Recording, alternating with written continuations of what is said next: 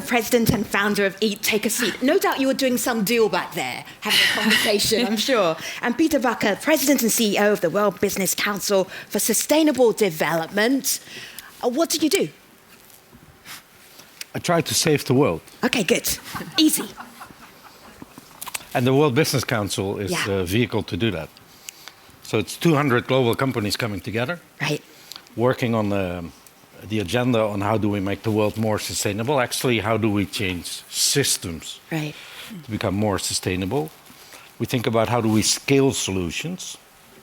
And obviously, one of the systems that is completely broken, as has been so eloquently explained over the last 2 days, is the food system. So I'm actually here to help Gunhild fix that.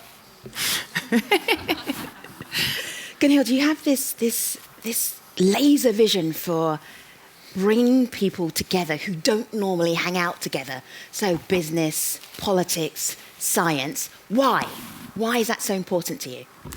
Because I think we all agree that the food system challenges are too complex. No single individual company, not even Peter Bakker, can fix it alone. So we need to join forces, and I think this is what EAT is all about. It's a teamwork, 100%, and we really try to bring on board and align forces because we are working towards the same overall target, but on different pieces, and we have different skills and values to bring to the table and to really move progress. And I think one of the most exciting things with joining forces with the World Business Council is that, I mean, some say that the only good thing with business is that it's fast, but it's a lot more. And when business leaders, they tend to act on facts. And then things are starting to happening when we can get some science-based targets for the companies to start to run towards. But as you all know, the food system, compared to climate, where we have one single number to relate to, where to start on the food service industry.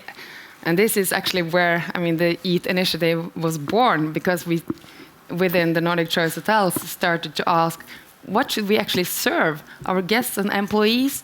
It doesn't hurt or are detrimental to the animals, to the farmers, to the farm workers, for the climate and environment. And there was no answer. So that's why we are here today.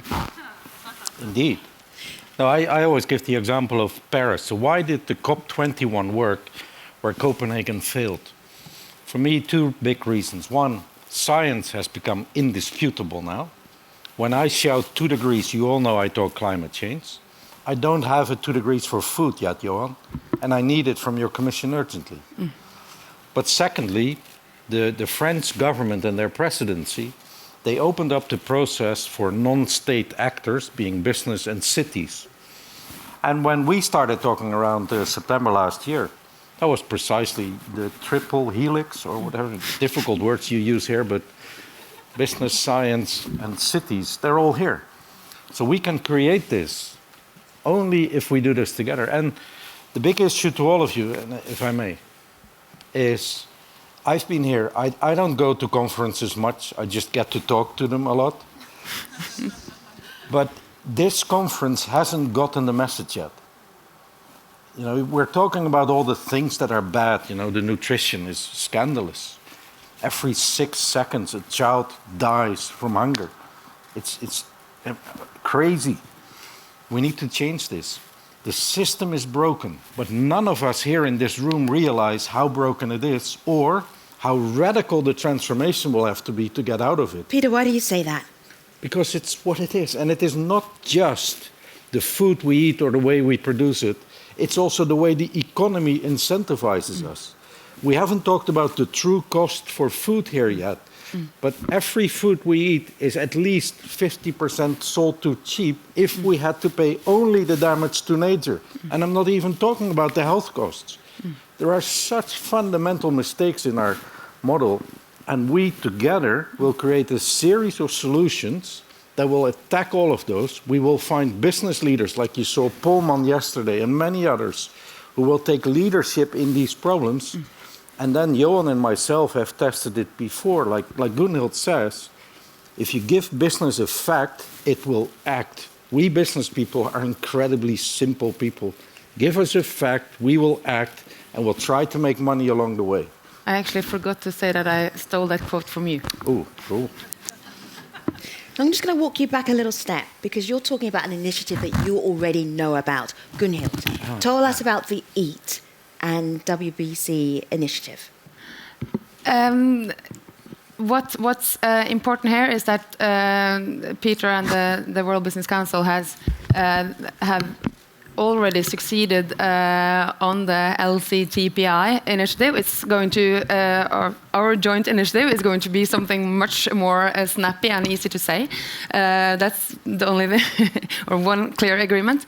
But what we are aiming to do, where the Lancet Commission that was launched yesterday, and the first commissioner meeting taking place this weekend, that will really make a fundament for defining some concrete science-based targets where we can start developing business solutions downstream. So, but here is where we need to work together because we have complementary expertise, and I think this is quite unique that we are able to bring business to the table and really let those who are the best to translate global risks into business opportunities, because it's I think it was Richard Branson saying it, but no one is really going to save the world before they are starting to make money on it. And I think we need to acknowledge that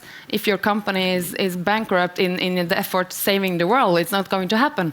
So I think the profit has to be included, but then we have to change the system and also the incentives, and starting with agricultural subsidies. So it's a complex challenge, but together we can act. I had a Swedish predecessor in my role, which was a gentleman called Björn Stixon. And we've changed a lot since he left, but the one thing that is still very central to what we believe is business cannot succeed in a society that fails. And everything we've been listening to is a society failing badly.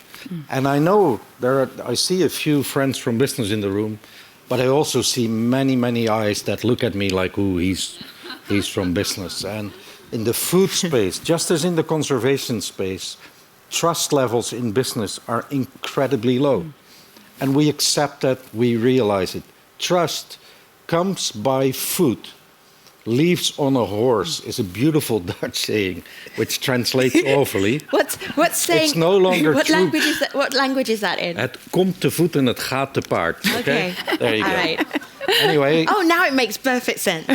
That statement is no longer true. Trust still comes by foot, i.e. it takes a long time to win it. It leaves by Facebook. If you have a problem, the world will know about it in 2 seconds. So we know trust is low. The only way to gain trust is to get to what are the issues, what are the science-based targets, what are the actions that business can take, and then measure them against taking that. So when we're here back next year, we will present you the challenges and the solutions. The year thereafter, if I'm not showing you results, throw tomatoes at me. See, Peter, you sound exasperated. You're like, I'm not so good at English. Okay. The tone of your conversation right now is, but I don't. We're not getting it. No, but nobody here gets how radical the transformation has to be. I mean, we were talking sugar tax. It's a joke, sugar tax.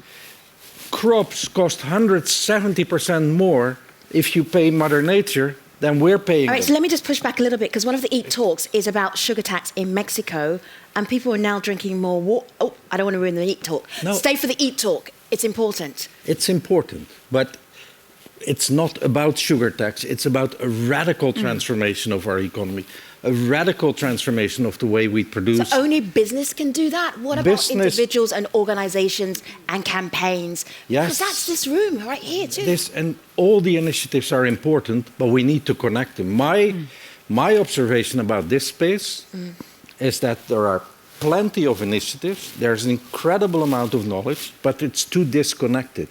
We solve nutrition, we solve smallholder farmers, we solve distribution problems, but we don't have the holistic view. And I think that's where Gunhild comes in. Exactly, because she's that's where it brilliant at started. that. Like that breaking down the silos. But that's where we all are coming in, and I think this is again what is the value of the EAT platform, bringing together these people. And it was just, I mean, it was an epic moment at the dinner last night where I had the vice president of Nestlé on the one hand, Michael Pollan, which is radical on as a food journalist on the other, and then it was one of these really creative game changers with producing fish and poultry feed from insects, and one of the organic farmer organizations, and all these four very different people coming in from different angles were sharing the same enthusiasm, and that was quite unique. And really, yeah, we have a great chance of success working together, and there's the opportunity space is huge. You have a philosophy. We're just going to end with this philosophy. Go big or... If you are not presenting some great results next year, Peter, then we are going home. I'm across Gunhild. She looks charming enough, but I didn't really know her. I said, Gunhild, are you serious? Do you think big? What did you say? I said, it's a cliche, but I said, well, go big or go home, and the latter is not an option. So let's do this together, and let's consider this as a lifelong happy marriage. And sorry, we will start, Meryl.